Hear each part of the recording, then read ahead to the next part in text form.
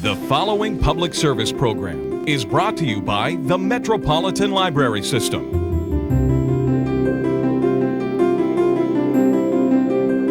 And now, read about it with your host, B.J. Williams.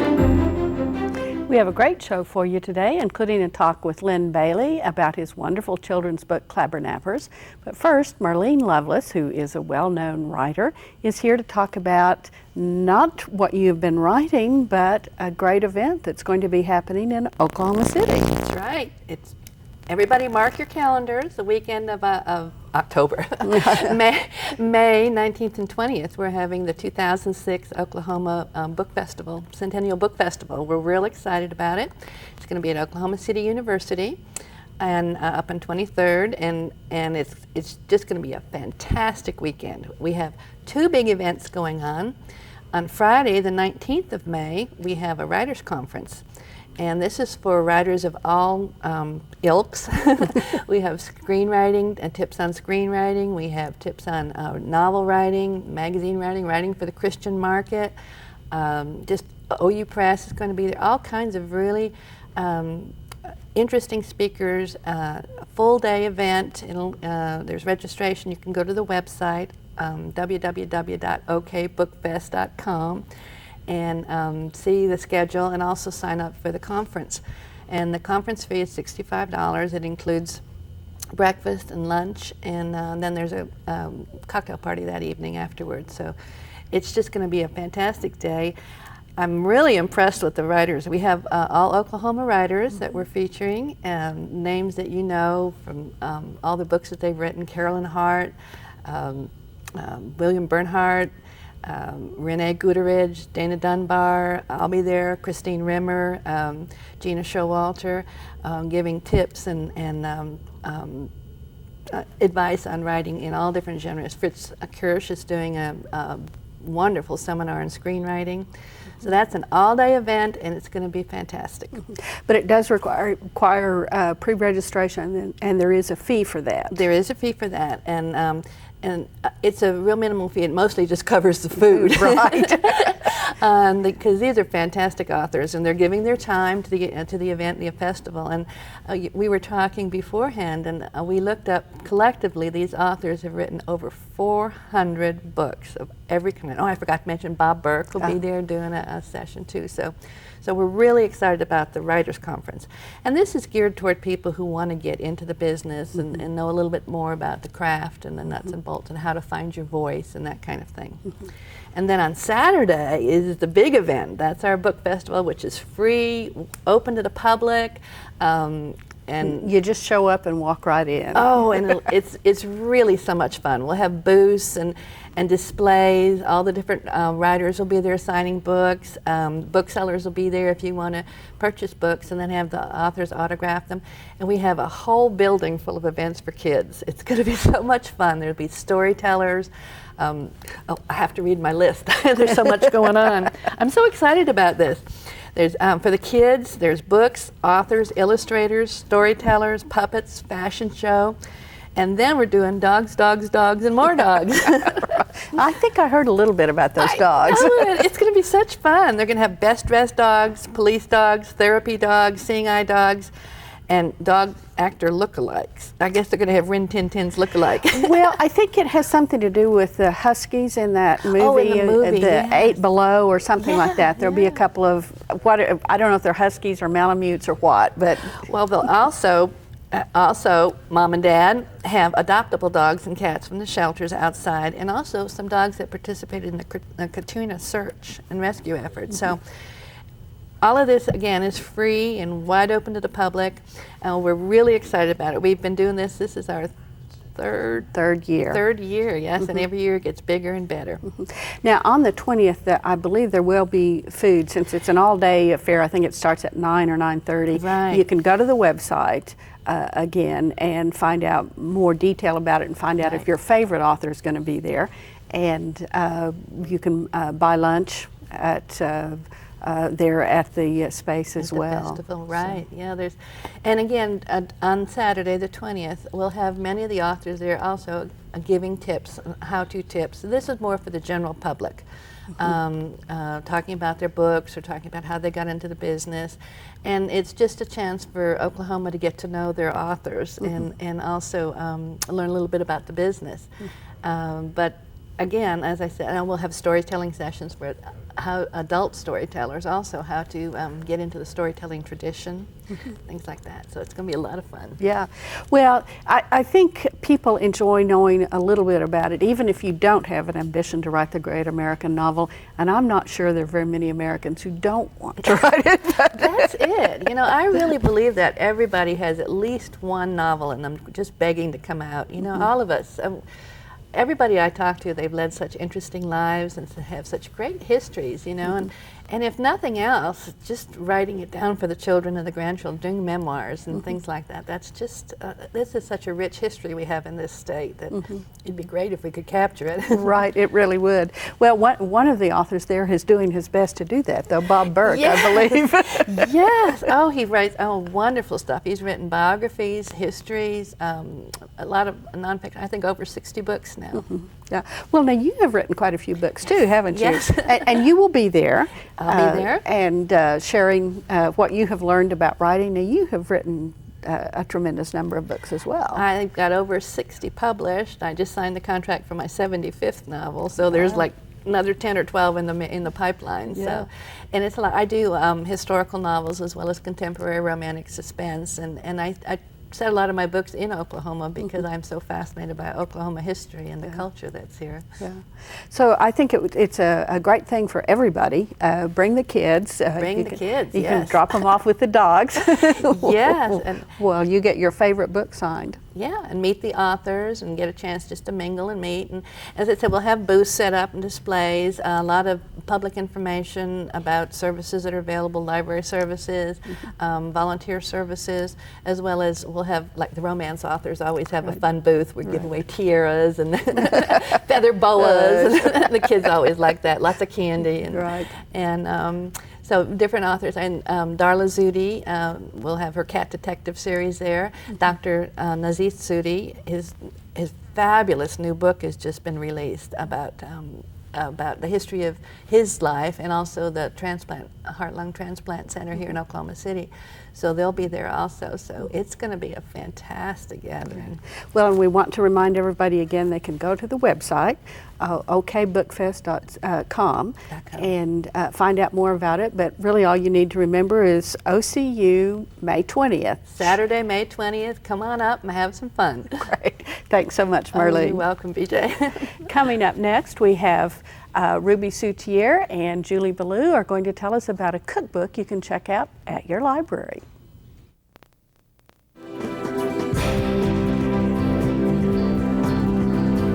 Today we're talking about Brownie Mix Bliss by Camilla Salisbury. This was a really great book. I was really excited to be able to look at this book and try some of the recipes in it. I've enjoyed other similar books along this line, like the Cake Mix Doctor. This type of book uses cake mixes or brownie mixes. In this case, it's boxed brownie mixes to be the base for other recipes. You add nuts or caramel or cream cheese or a whole variety of different things depending on the recipe to make a unique recipe, but the base is a boxed mix. This makes it a really easy cookbook for busy women or working women, you know, someone who doesn't have a lot of time but still really wants to make something special. The only negative I would say is that there's no pictures, and I kind of like a cookbook with pictures because sometimes things look a lot more appealing than maybe they sound in the recipe, and I just enjoy seeing the pictures. But Ruby, didn't you try some of the recipes? I did. I tried several of the brownie recipes. I tried a recipe for gingerbread brownies. I tried a recipe for orange brownies. I tried my all-time favorite recipe in the book, which was for cinnamon brownies on page 31. And I did bring some of those today. I have made the cinnamon brownies several times, and my sister-in-law, who doesn't really cook very much, asked me for the recipe and actually made it at Thanksgiving for her nephews. I thought that the combination of the cinnamon and chocolate in these brownies was so good that I then went on to try the chocolate chip cinnamon rolls, and I was just a little bit disappointed in those. But I really agree with you, Julie, that using the brownie mix as a base for the recipes and then just enhancing, and that's a great time saver. You don't have to measure flour and sugar and all that stuff. And I also like the ready-to-mix checklist that they gave for novice bakers at the very beginning of this book. Brownie Mix Bliss has about 64 recipes for brownies, and then it also goes into nut bars and cheesecake bars and trifles and all sorts of other kinds of desserts that you can make with brownie mix. I thought it was a great book, and this book is available at your public library and perhaps at your local bookstore. Well, Doug and I are here to tell you what we have been looking at recently. Yeah. And it is? A Change of Pace, Inside the Not So Big House by Sarah Suzanka, who has written several books on small homes and in fact was selected as a Newsweek Top Newsmaker in 2000 and a U.S. News and World Report Innovator in American Culture in 1998 for her emphasis on small homes. And she's talking about homes that are under 2,000 square feet, quite noticeably in some cases under 2,000 square feet. And given the trend these days to make them bigger and bigger and bigger for fewer and fewer people, I think this is a very interesting take on home building. She has just taken a look at several small homes in this book. It's lavishly illustrated. In fact, it is mostly illustration, but it's talking about the details. And one of the things she does for each home she takes a look at is in each section of photographs for that home, there will be something called Picture This, which shows a room in the home or a segment and says, this is what it would look like if you didn't do so and so. And in this particular instance, you can see the wall is white, and she said, look how much better it looks when you just paint the wall gray. Or in a dining room, what a difference a chandelier makes, kind of thing. But that is a very visual impact. You know, you can be told the room would look better if you painted one wall gray. Now, does she talk mostly about the physical house itself or about decorating the home? The physical house itself. Obviously, these homes have already been decorated, but she's talking about the architectural details. So unless you're doing some fairly major remodeling, I don't think you're going to pick up too many clues in a home on this. But if you are thinking about building or are just simply interested in trends in building, this Inside the Not So Big House by Sarah Suzanka is a good place to go. And for the rest of us. No, this is impossible. Right, I know. It's the impossible dream. It's Conquer the Clutter. If you have cable TV, you may have seen the Clean Sweep program, which is 1 hour where a whole group of people go into a typical American's home and say, oh my gosh, how do you live here? You have so much stuff. And this tells you how to get rid of it and what to do once you have. Conquer the Clutter, I think really only for fans of Clean Sweep. Making the kids move out would be the first step. Well, in no, that. they leave their stuff behind, Doug. That's a warning. You're supposed to store it. Yeah. Right. But it looks like you've been doing something other than reading. That's right. I brought a couple of videos this week. 2 movies that were written and directed by the same person. Well, I mean, not both movies. The first is Woody Allen's first film as a director. It's called Take the Money and Run, which he co-authored. And the second goes back to the war years, World War II years. It's called Hail the Conquering Hero, and it was written and directed by Preston Sturges, who was not an actor himself, as Allen is. But I just found it interesting to compare the two styles. Sturges' stuff is more satirical. It has more of an edge to it. It also, in this case, in this comparison, has more heart to it. Eddie Bracken stars as a young man in the war years who was eager to enlist in the Marine Corps following a family tradition, only to find out that his chronic hay fever keeps him out. He's ashamed to go home and tell his mom that he's not in the service, so he takes a job in a shipyard and pretends that he's in the Marine Corps and has friends send letters from overseas. He meets a group of real Marines who are on 48-hour leave. They hear his story. And most writers at this point would have an antagonism build up between the guys who are in the Corps and the guy who couldn't stay in the Corps. And it's not the case with Sturgis. He's a much nicer guy than that. They understand this fellow's problem, and they want to help him by taking him home and pretending that he's been invalided out. And then things just go out of control from that point on. Yeah. Alan's film, Take the Money and Run, is a mockumentary. It's made in documentary style, but it's all totally fabricated. And he's kind of poking fun at crime stories. If you're a fan of watching all the documentaries on A&E and some of the other networks that'll have these true crime, you might get a couple of real laughs out of Take the Money and Run. It's one of Alan's glibber comedies, I think. It doesn't have as much to say as some of his later, more serious works have had. But it is a lot of fun, even though it's 40 years old. It's getting a little dated in some areas now. But some of the gags in here are classics now. I won't go into a whole lot on what they are because I don't want to spoil anything. But there's one wonderful scene where he's trying to rob a bank, and the teller can't read his handwriting and so refuses to give him any money until he calls the vice president over, and they argue about whether it's I have a gun or I have a gub, and this goes on and on and on. So, I mean, if you like the early Woody Allen humor, which is more absurdist and more surreal than some of his later stuff, then this is a good place to go back and revisit Take the Money and Run, Woody Allen, and Hail the Conquering Hero by Preston Sturges. And you can find them both at your library. Absolutely. Coming up next, Rosemary Zarsky will be talking with Kelly Rhea about a book for our young readers.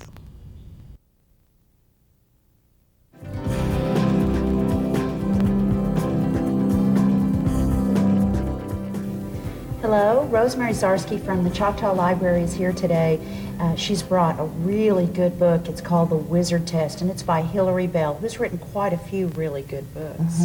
Tell me what you liked about The Wizard Test. Well, I picked it out at first because it was a sci-fi. I love sci-fi. This is an interesting story of a boy who has to come of age to realize that just because everybody does it doesn't mean it's the right thing to do. And David, he's never going to be a wizard. He is just never going to be a wizard because his grandmother was a wizard, and she betrayed the country. So the Harry Potter fans might really enjoy reading this book as well. It sounds like it. Yeah, it's a great tale of opening eyes to see what's out there. I mean, the old folk are fighting with the newcomers to the land, trying to regain their territory. And then the wizards, all they're trying to do is save the land. It's maintaining the peace. Keep the land healthy for the people to live on. And as a result, they're of course hated. It's sort of like the environmentalists today. And I think girls or boys that read this would understand the struggle that David has to go through. So this is a good read for teenagers. When I looked information up about it, some of the issues that you could kind of look at how the author dealt with was loyalty, perception, fantasy, friendship.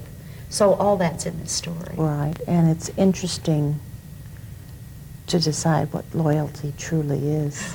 Ooh, that's got me intrigued. So would you recommend that this would be a good holiday book to read? I think you could read it for the holidays. You could read this one just about any time. I think I would recommend it especially during Earth Day week. Okay, well we'll have to remember that and put that on the calendar. It's called The Wizard Test. It's by Hilary Bell, and you can find it at your local bookstore or at your favorite library.